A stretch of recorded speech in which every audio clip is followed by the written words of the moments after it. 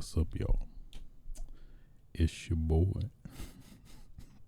What? Makes me laugh so hard. It's your boy, the one and only A Switch.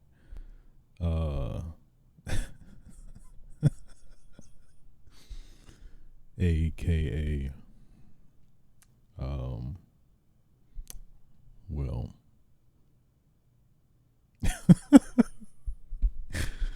AKA the undisputed, undefeated social distancing champion, AKA who put taco meat on my taco meat. But I'm not a rapper though.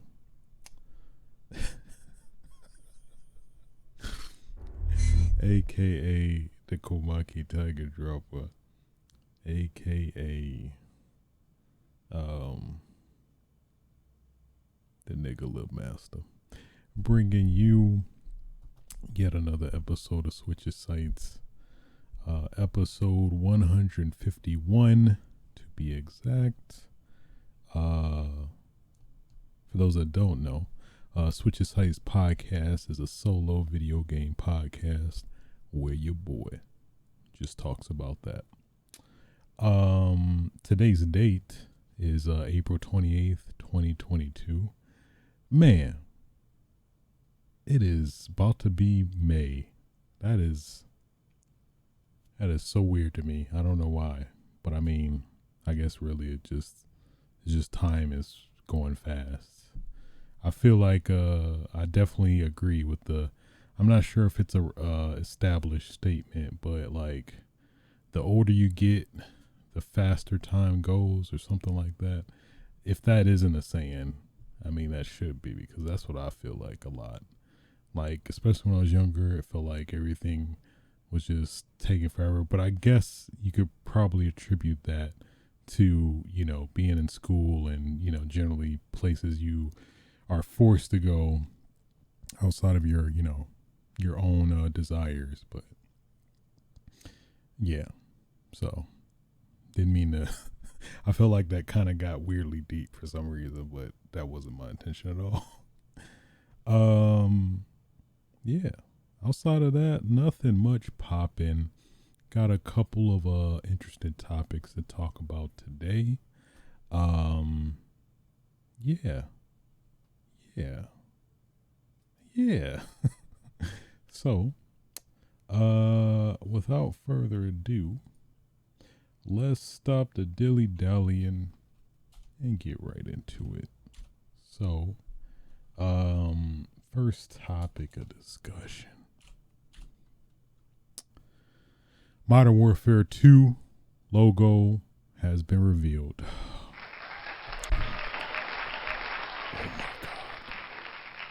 Oh my God. I mean, this is like just magnifique perfection in terms of a logo. I mean, it probably only took like 10-15 minutes to do, but at the same time, I mean, it's subtle but impactful. Subtle but so impactful. So, basically got the M and the W. Okay, Modern Warfare. What can we do to spice it up for the sequel? I don't know. Let's just make the L character of both green and make it 2. We got Modern Warfare 2. How about that? So, suck it. I don't.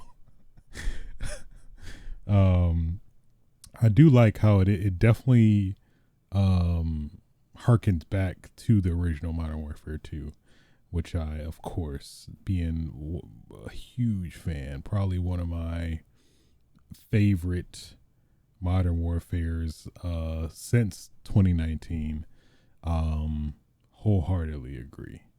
So, I think at least I think just by this logo alone, I think it does imply that they are definitely trying as hard as they can to try and take inspiration from the original Modern Warfare 2, which I think is really the best way they can go.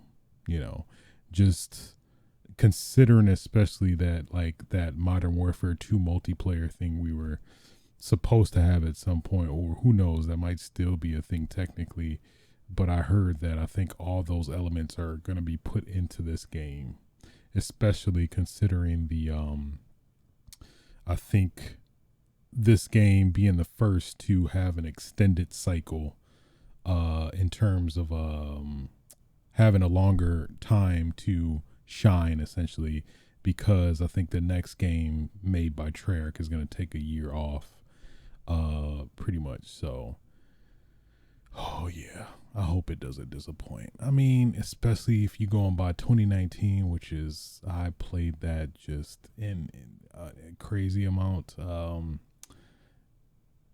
Yeah, I don't think they'll falter.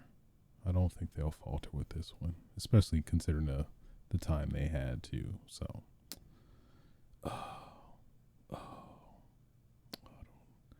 sorry, I'm getting aroused by this. I apologize. I'm gushing, but what else? They did like show like a more emotion based reveal of the logo, which is pretty much more the same. Another tidbit I think is interesting to discuss while we're on it is that apparently the game is being shown to a select few people, at least as of last week, towards the end of last week.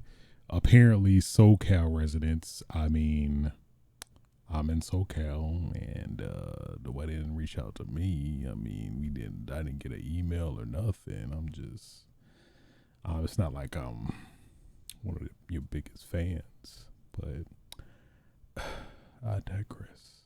And of course, influencers. I just recently heard that it was actually provided to NFL draft prospects, apparently. So that's an interesting choice, but it seems like Activision has always had this what's the word? Kind of involvement with sports to some extent. You know, what was it? What's the dude's name? James Harden wearing the Black Ops 4 cap.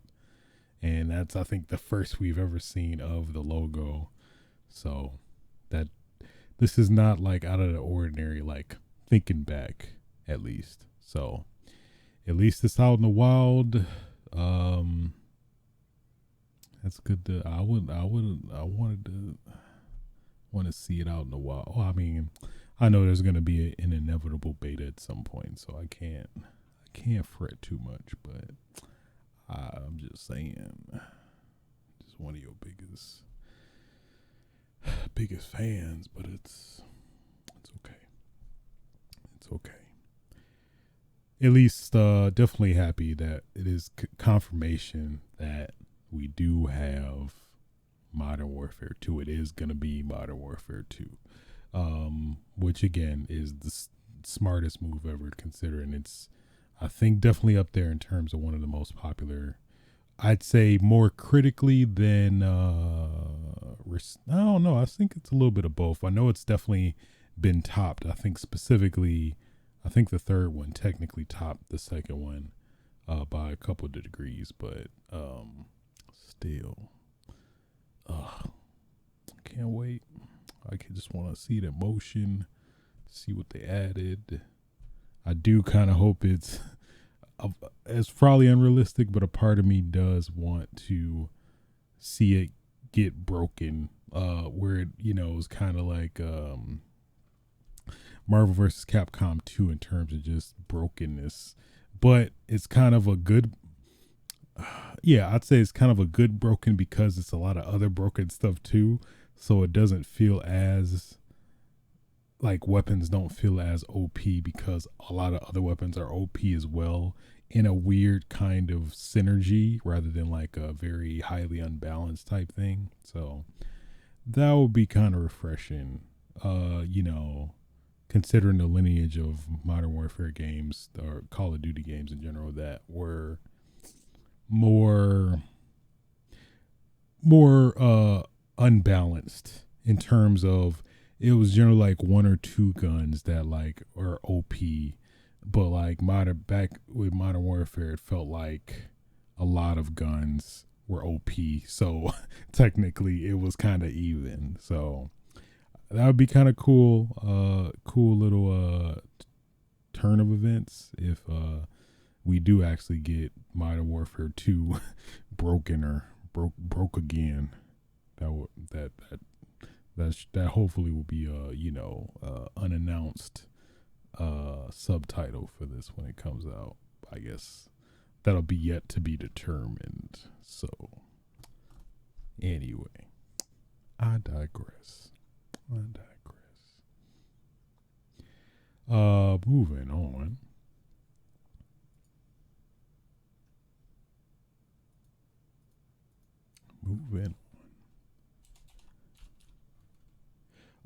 PS5 VRR support has finally started rolling out this week. For those that don't know, VRR is basically a feature for select TVs, more the newer ones now, where essentially it kind of works like G-Sync and FreeSync for monitors, where if you have a sudden drop in performance, specifically frames per second, like let's say you're playing a game at 60 and it occasionally drops to 40, what VRR does is pretty much make it smooth in not noticing that jump. So that has been a highly requested feature for the PS5, especially considering the Xbox, I think, technically had it at launch. So at least it's good now that the PS5 is kind of even the field to some extent.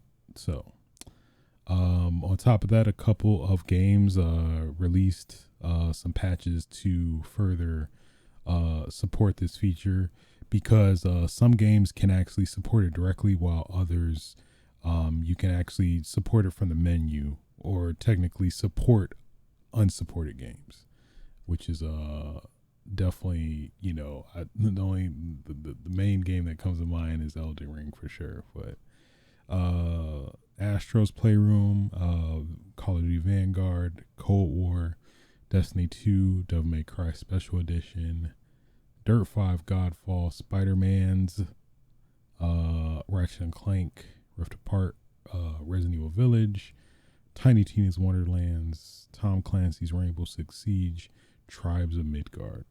So that is a plethora of at least initial games that support VR. Here's to further games coming out down the line that will support it as well. Definitely can't wait to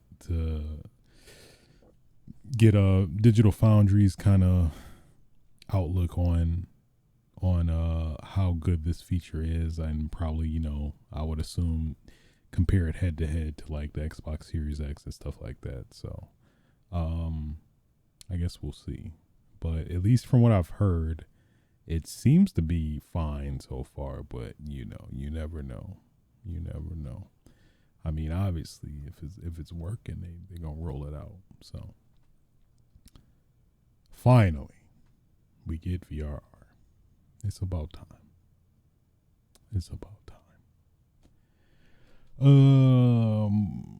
Sticking on the PlayStation train. Chee. I always forget to look into that. It's weird. It works sometimes. Other times I just got helium, but it's it's okay. It adds some spice, I think. PlayStation Plus, or at least the new tiers of PlayStation Plus coming out, I believe this June, is basically having a full restructuring. So with that being said, people with existing standard PS Plus subscriptions as well as PS Now subscriptions, which essentially this new restructuring of their service is doing, which is pretty much merging them together to an extent, is had some recent issues because of that. So at least this whole issue started where basically I think they somewhat recently announced within this week that for PS Plus Ultimate, I think, or I want to say Ultimatum, but I know that's not it. Let's say PS Plus Ultimate, at least for whatever it is. If you have an existing subscription of PS Plus, as well as a existing subscription of PS Now, which is the streaming service, as well as like you can download some select games, more of the current ones, of course. If you have both of those during the transition to the new PS Plus like tiers, then you automatically will get upgraded to PS Plus Ultimate, I believe. So what very savvy users discovered with this is that technically you would save a lot if you actually purchased, and at least the term is stacking, where you basically buying a lot of years of PS Plus in advance, buying a lot of PS Plus year subscriptions in advance, and then getting a PS Now subscription. And as long as you're subscribed by that before the June date, then it would upgrade your prescription to the highest tier of the restructure service. So with that being said, one of the interesting like detail of that is that pretty much whichever subscription, whether it be PS Now or PS Plus, is longer, that new subscription will end however long that is for you. So let's say hypothetically, like you have PS Plus for like 6 years until like 2030 or something, and you just get one month of PS Now, like let's say close to the June date, get that, and then pretty much you have like the highest tier new subscription until said date that ends, which I think I said 2030. So as you can see, that it's a pretty dope deal if you savvy and take advantage of it. But Sony, being Sony, apparently is putting a halt to this. At least it's still kind of in a highly conjectural phase right now, but I think it's pretty much substantiated for the most part, where apparently a lot of PS Plus cards are getting denied, where specifically if you're trying to stack subscriptions, if you don't have an existing subscription and you subscribe, I think you're fine for what I heard. But if you have existing subscriptions and you're trying to stack in order to take advantage of this, grandfather changeover thing, then they are not accepting those. So clearly Sony caught on, and I'm like, no, y'all ain't gonna get this free deal. Y'all gonna have to pay for this or whatever. So that's at least causing an uproar to a lot of folks, who understandably so want to take advantage of this deal, because it's kind of similar to the Xbox deal where Xbox didn't do anything about it. It's like, we don't care. I mean, I think Xbox has a cap though. I think Xbox has a specific cap, but I don't think PlayStation does. But anyway, still, it's the fact that they're trying to thwart that is kind of grimy. It's straight up grimy. I'm not even going to sugarcoat it. It's just straight grimy. So I tried it myself. At least I managed to get like a PS Now subscription from like eBay. And it looks to work, but I'm waiting to activate it before the June date. So then I can, cause I think I got like 6 years stacked, I believe. So that is at least the plan. But I think that's the other thing too. Like, let's say you wanted to get like some PS Plus cards from like Rite Aid or Walgreens. Apparently, all those have been deactivated. So, like, let's say you hypothetically go to their store and try to get one, and try to ring it up. It'll be invalid, so they won't be able to get it for you either way. Because apparently PlayStation being grimy. So I found that pretty crazy. So it's messed up. It's messed up. PlayStation going PlayStation, I guess. So anyway, yeah. So I guess I wouldn't try buying a multitude of PS Plus cards in advance, because at least they're not gonna work. So, but who knows? Maybe PlayStation might say towards the end, like, hey guys, guys, we've heard you. As of now, we are allowing stacking of PS Plus. I was like, why did you even do it in the first place? So anyway, just an FYI. I doubt anybody would, be aware of that unless you sleuth in the game forums like I am, but I'd say it's worth bringing up either way. It did make news as well. It's like starting to hit news sites now also, which is one of the main reasons I did decide to bring it up. Push Square specifically made an article about it. So moving on.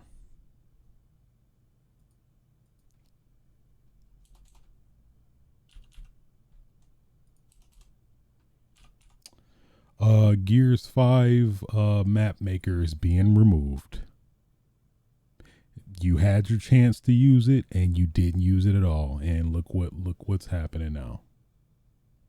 We can only blame ourselves. Shame on everybody that didn't use it. I'm pissed at everybody. I'm livid. Actually, when I saw this go up, this is from Gears Twitter.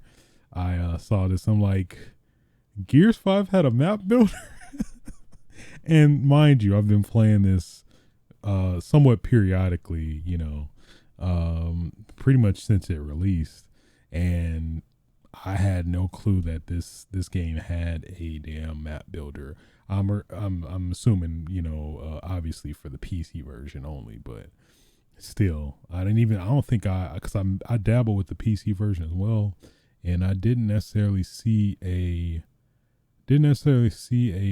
map builder option. And maybe it might have been just a separate exe or something that you could mess with and then upload to the main game or something like that. So thanks a lot, guys. Y'all ruined it for everybody. Now I was about to make a map. I was about to make me some maps, and now of course they cancel it right when I was yeah. So that's I'd say that's clearly a reason why they probably are sunsetting it anyway. But I mean, if I was more aware of it, maybe I'd probably mess with it. I'd probably just recreate maps that aren't in the game, to be honest. I'd probably make one. Call Booty, of course. Call Booty. It's literally nothing on the map. It's just like one mantle cover and then 2 shotguns on the side, and I'm just gonna call it a day. Just call it a day. I mean, it's not the worst idea. I mean, I've heard of more horrible ideas. I mean, it's booty. Let me stop trying to entertain that. But I additionally bring this up is because I really like what they are doing, which I've not seen before specifically, which is that they are automatically unlocking achievements that are tied to this mode. So via their Twitter, PSA, we're removing Gears 5 map builder and unlocking its achievements for all players as the team focus on future projects. If you've completed I Made It All by Myself, you'll receive an exclusive banner. And if you've completed Homegrown Hive, you'll receive 10k 10k coins in game. So literally a game that actually gives you an achievement since it's unobtainable, which I think a lot of other games should follow suit. I think it will definitely make a lot of achievement hunters definitely much happier, especially like I think the biggest culprit of this is multiplayer games where like the whole community is flocked away and left since other games have come out or more interesting games have come out, or it just the game has run its course. I think just all right, okay, no, you clearly can't get this at all right now. Let's hey, if you log in, we'll give you the achievement. All right, there you go. At the same time, I do kind of see like, because the fact that it is unobtainable does give you more kind of incentive to get it, because not a lot of people will like go to get it or go for getting it.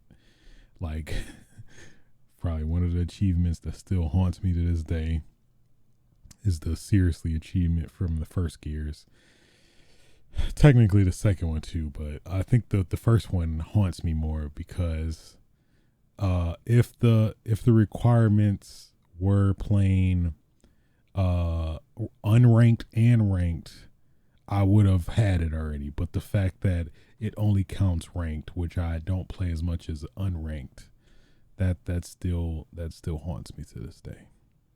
I occasionally tried to occasionally jump into Gears 1 and see, hey, anybody playing, anybody trying to get this achievement, let me get this achievement. But I got have to get 3,000 kills and ranked, and considering the structure of the game, there isn't a death match. This is before deathmatch came into the game series. I'm like, nah, that's the only achievement I had to unlock to fully complete that game. But it's okay. Achievements aren't everything. That's what I learned. But I think this is definitely something that deserves some praise in terms of, rewarding people who more than likely are still playing, include myself, and obviously would never touch this mode or got a chance to, or was just reminded that this mode exists, that they actually give you an achievement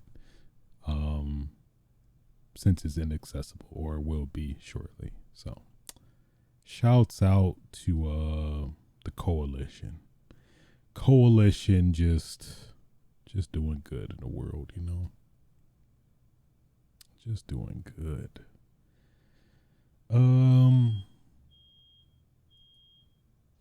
With that being said, I think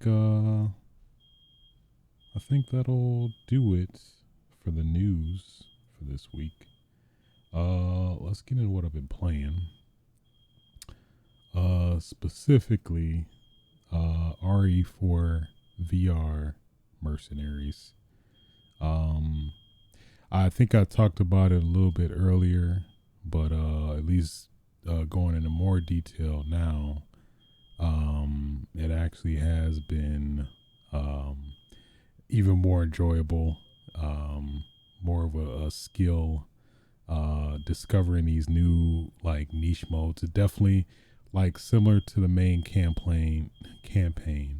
It feels like I'm playing Mercenaries all over again, which has been great. It's been fantastic even.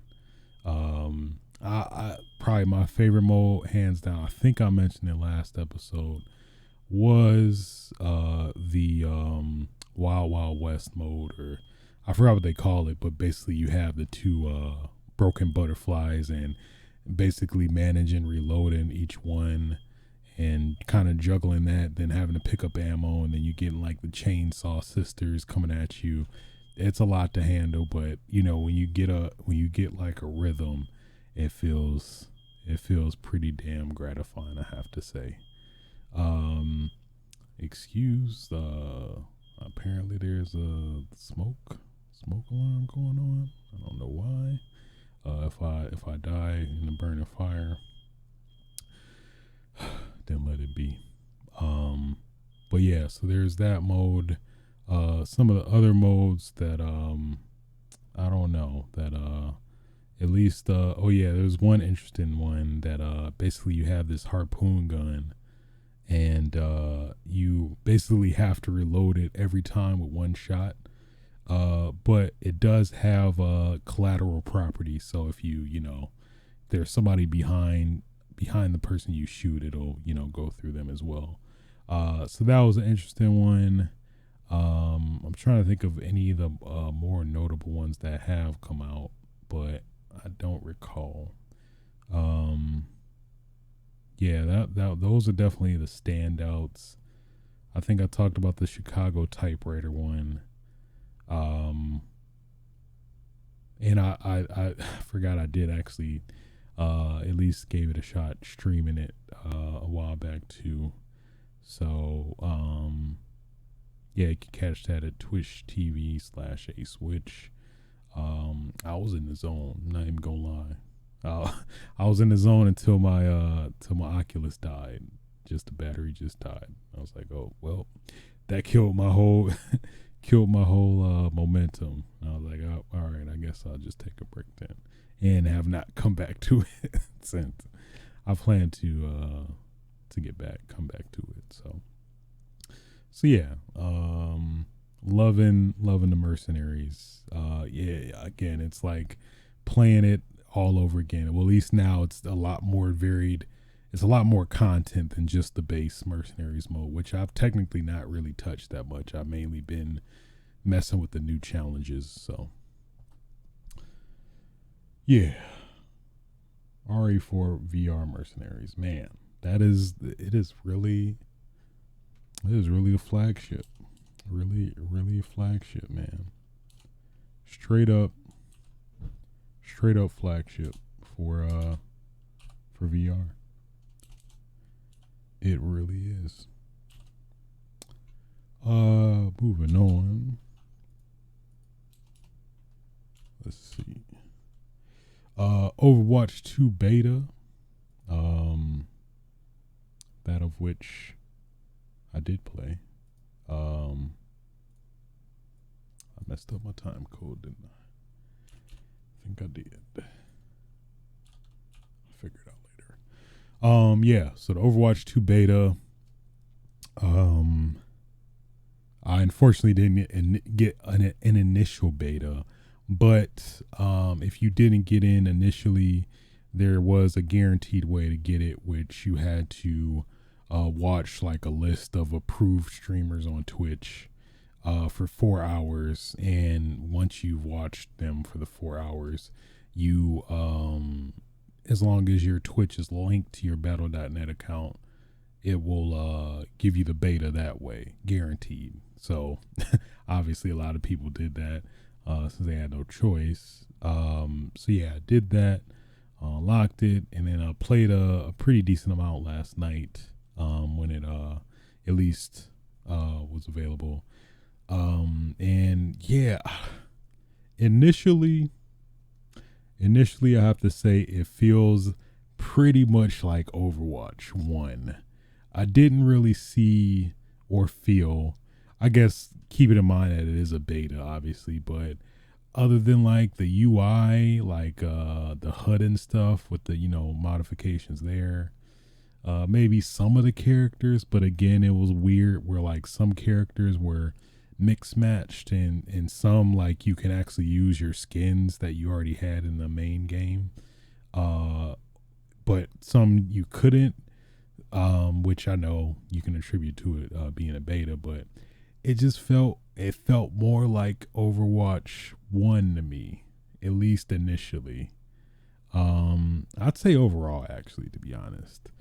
Um, yeah, yeah, it really felt like just a update to Overwatch. Really, of course, this is a beta, so clearly, they're that's probably why. And I think I'm pretty sure it uses pretty much the architecture of the first game to a fair extent as well. So, there's that. Um, yeah. So,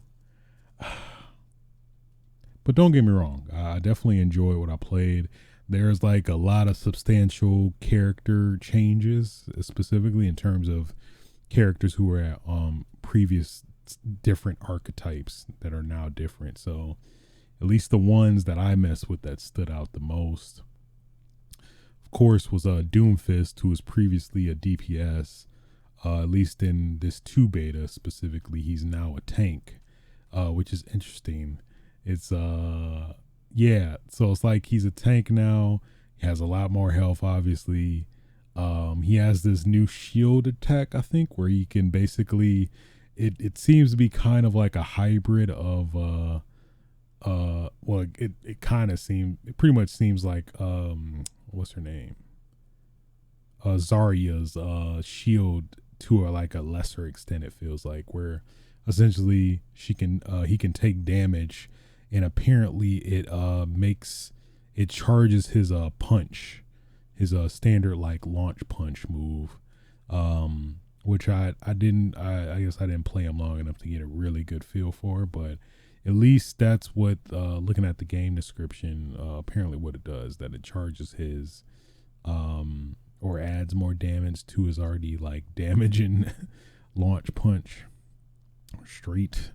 Running straight, I don't I forgot what it's called. Or I don't think it would be just a Doom Fist, but yeah, so he was cool. Outside of that, he pretty much played the same. I will say he does make more sense being a tank, considering like how he disrupts people, and he's definitely more for the attacking side of the game versus defense, he feels like. But I was digging him. I felt like, I think it's specifically the fact that he's a tank and he has more life, really, but he's still fun nonetheless. He feels obviously more powerful now that he is a tank. So it was I think it's a welcome change, since I feel like there aren't necessarily, I think obviously the biggest field of just characters in a certain archetype is DPS.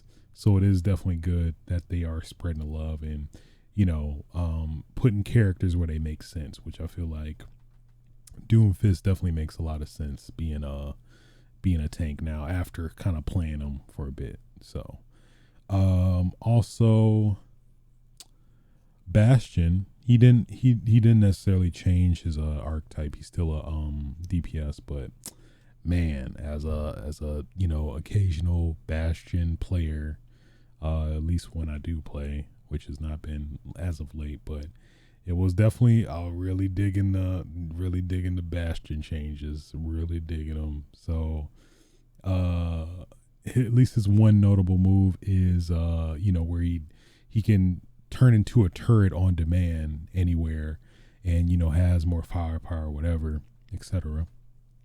But now he technically can move as a turret, but the trade-off is that this move has a cooldown.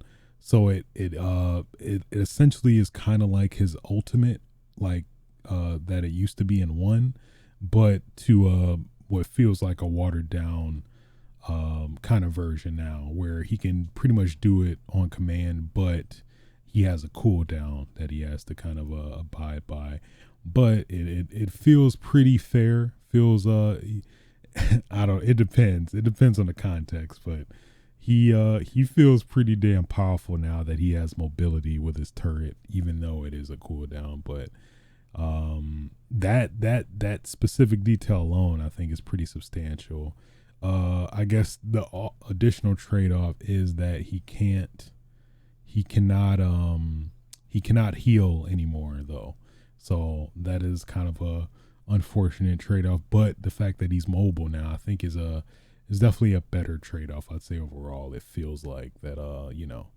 As long as you got some healers with you, I think you can kind of make up for that deficit there. But yeah, really digging Bastion.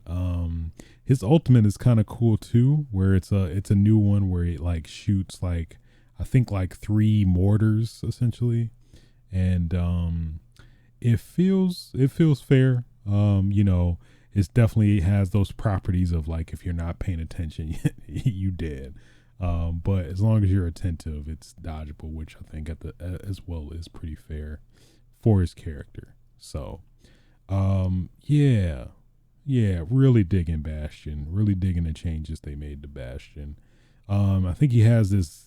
I think they replaced his healing with like this grenade type thing. I think it's a grenade that can also adhere to people if you manage to stick them with it too.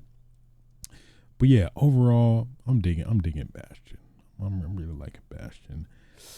Nobody else that I mess with. What's his name? Damn it, he's the tank. He is the tank with the hammer. Damn it. It is like in my head. Damn it. It is not coming to me at all. Zarya, the hamster dude. Fuck. I'm like blanking on it. Let me look it up. I want to say Torbjorn, but that's the turret like planting dude. Why is that? That is like a blank right now. But I know him. I just know him. Oh, what is this? Reinhardt. Oh my God. What? Reinhardt. So Reinhardt, it seems like they've done it with a fair amount of other characters too, but including Zarya, where they have you can use their moves twice, and there's a cooldown respective to each use. So like Reinhardt's shoot what would you projectiles essentially.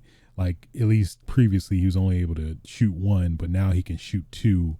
I think presumably in succession. I never really had a need or was in a scenario to do that, but apparently you could presumably do it in succession, where you could do 1, 2, and shoot them and wait for them to cool down. But it seems each one has a relative cooldown, so you technically can use 2 and have to wait for the cooldown, at least for projectiles.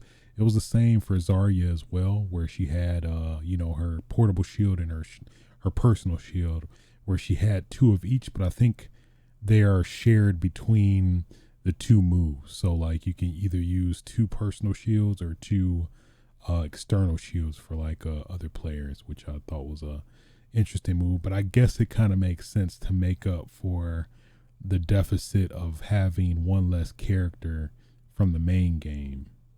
So now the player count is 5-on-5 instead of 6v6, which is it really wasn't that noticeable. I thought it would be more noticeable, at least from what I played. It wasn't necessarily as noticeable as I thought.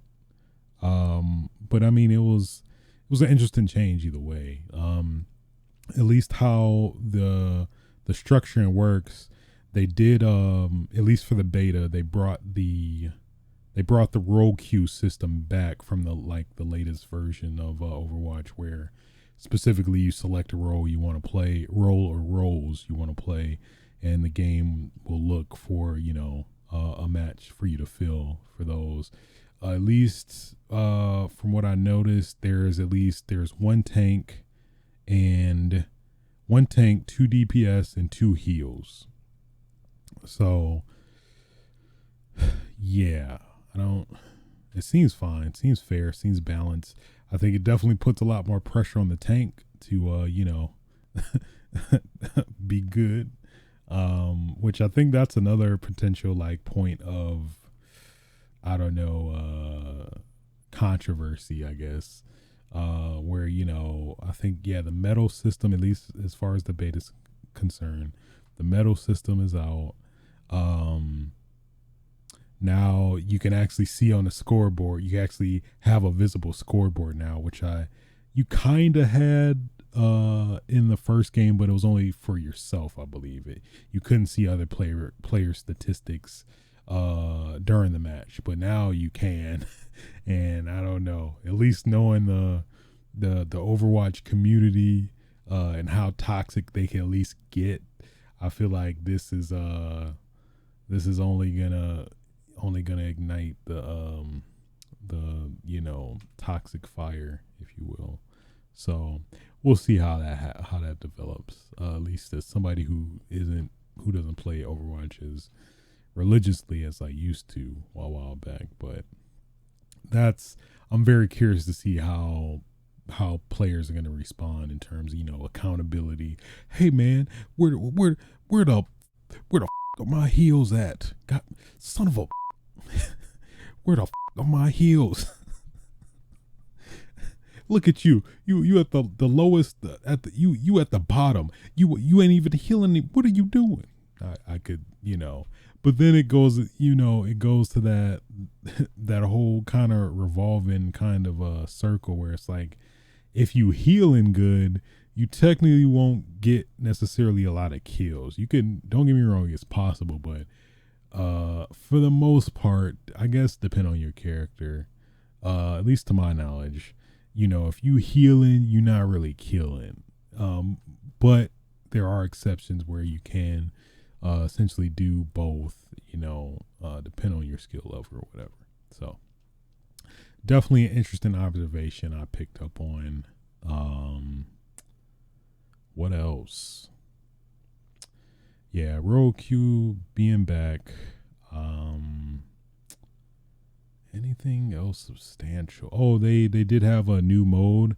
I think they called it Push, where essentially it's kind of like, it feels like the inverse of Tug of War, essentially, I guess, where basically it's kind of like a variant of what's the mode? What is the mode? I forgot what it's called. I know I could show it, but I don't know what it's called. It just doesn't ring a bell. It's not Control, but it's the one where you push the car to the point. The one where you push the car to the point. It just is not ringing a bell. Oh man, there are a lot of new maps, and they definitely added kept in some of the older maps, but I assume they're like veering the matchmaking towards the newer maps, or favoring the newer maps, of course. Overwatch game modes, because I'm drawing a blank. Was it Assault?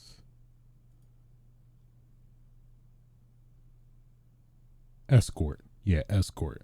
So it feels like a variant of Escort, where you basically, if you're near this robot who's kind of neutral essentially, but whoever's team is fully on the objective, the robot pushes the objective towards the opposing team, and if you manage to push the objective all the way towards the objective team's base, you then win the match. So it feels definitely like a spin on Escort, where I guess it neutralizes it more than it being one-sided of a attack versus defend type thing. So I thought it was pretty cool.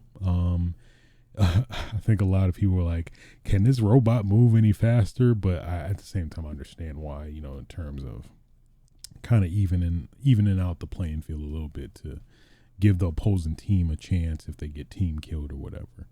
So mess with the new character a little bit, Sojourn.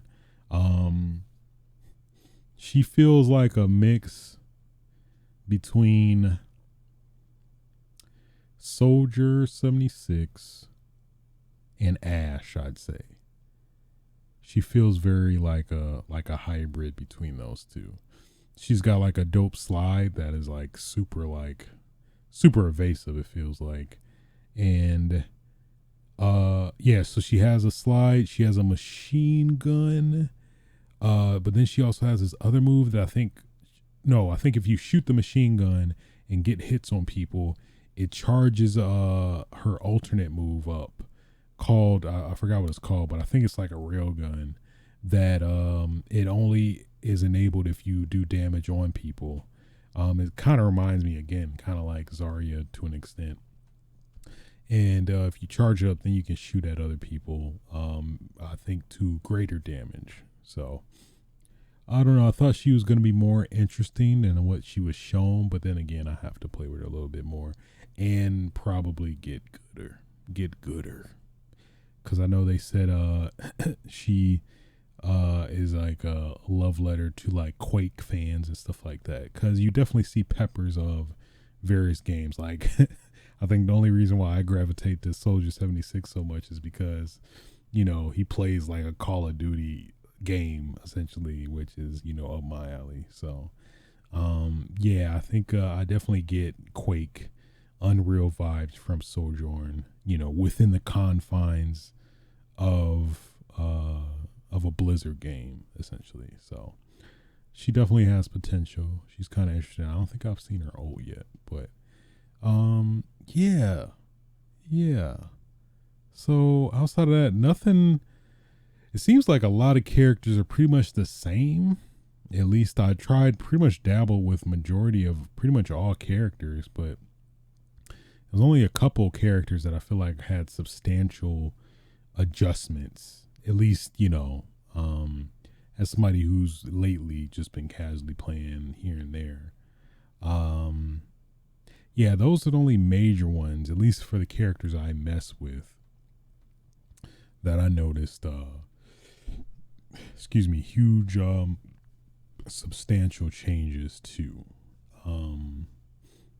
But for what they are, they definitely, I think, are welcomed. I mean, they're definitely different, obviously. I mean, I think that's the ongoing debate in terms of like games like this, that like, hey, we nerf Reaper. Sorry guys, we're gonna buff Reaper now. So he's the lowest character. We gotta buff him. He's a little too strong. He's getting nerfed this patch. So I think that's part of the experience of an ongoing live game. So I do hear that the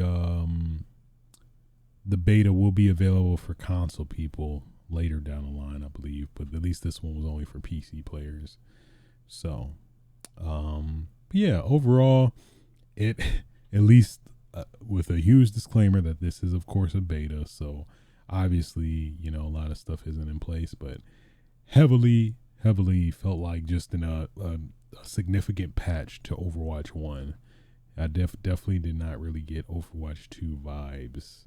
You know what I mean? Like when you play an upgraded version of a game or whatever, you kind of feel like, oh, this is the sequel. But it's like with this being a beta, mind you, it felt like, it's just a substantial. It felt like it could have been just another patch to Overwatch 1. It felt like, but at the same time, kind of makes sense because, like, I think all of my settings from the main game, like were saved and applied to this beta as well. So it's like, hey, I mean, this is probably what's gonna happen when the legit build comes out. That, like, they're gonna try to make this process as seamless as possible, especially as well, to avoid alienating people that already have an existing copy of Overwatch 1 also.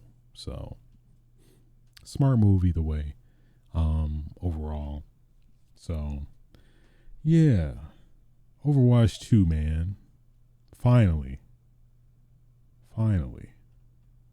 I'm enjoying it though. Definitely gonna play some more. Definitely want to play some more. Say that. So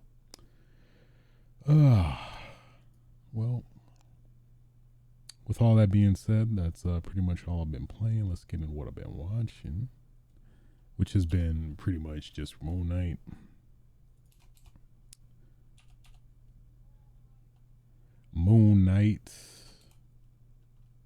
Which episode 5 has definitely been interesting. I feel like just overall Moonknight I was not feeling. It definitely has some various miscellaneous highs, but not enough to make up for the lows, I feel like.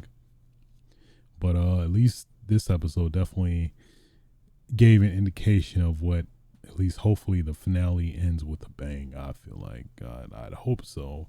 They definitely are at least hinting at some interesting stuff happening within this series. At least really hoping they knock it out the park, at least with the finale. Make it somewhat all worth it. But yeah, without going into much detail, I don't really feel like spoiling it. Yeah, it was an interesting ride this episode for sure. I'll say that. And you know what?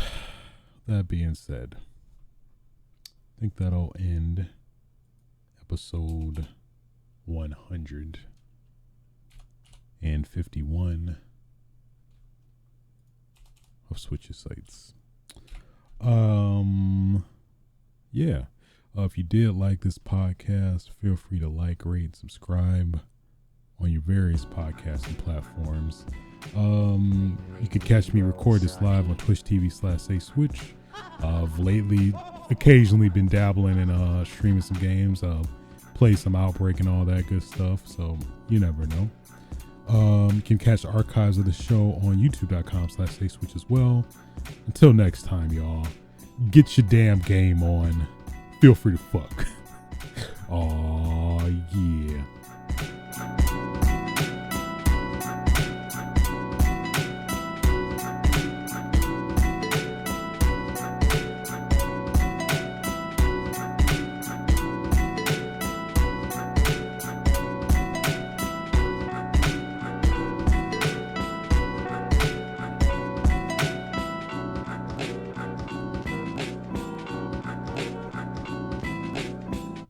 Nobody's safe.